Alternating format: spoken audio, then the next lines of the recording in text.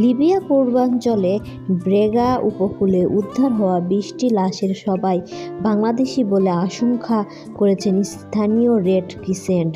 লিবিয়ার বাংলাদেশ দূতাবাসের বরাত দিয়ে শনিবার ১ ফেব্রুয়ারি রাত 10:45টায় পররাষ্ট্র মন্ত্রণালয় এ তথ্য জানিয়েছে।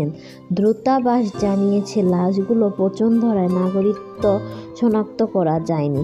বেশ কয়েকটি সূত্র জানায়, গত ২৪ জানুয়ারি লিবিয়া উপকূল থেকে ভূমধ্য সাগরে হয়ে একটি নৌকা ইতালির উদ্দেশ্যে রওনা দেয়।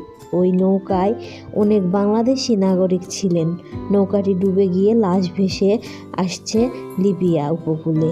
তবে ওই নৌকায় ঠিক কতজন বাংলাদেশি ছিলেন তা এখনও জানা যায়নি।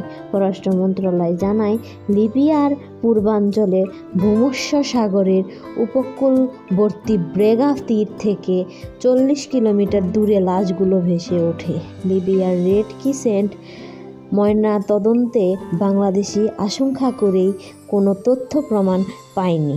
ঘটনাস্থল লিবিয়ার পূর্বাঞ্চলিক সরকার অধীন, যেখানে যাওয়ার জন্য অনুমতি পাওয়ার অপেক্ষায় আছে বাংলাদেশ দূতাবাস।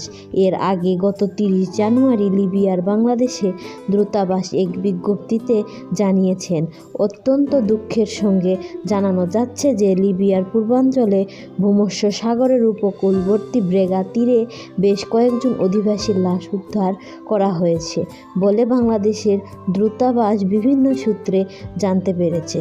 স্থানীয় উদ্ধারকারী কর্তৃপক্ষের মতে, অধিবাসন প্রত্যাশীদের একটি নৌকা ভূমধ্য সাগরে ডুবে যাওয়ার পর এসব লাশ ব্রেগা তীরে এসে ভেসে আছে।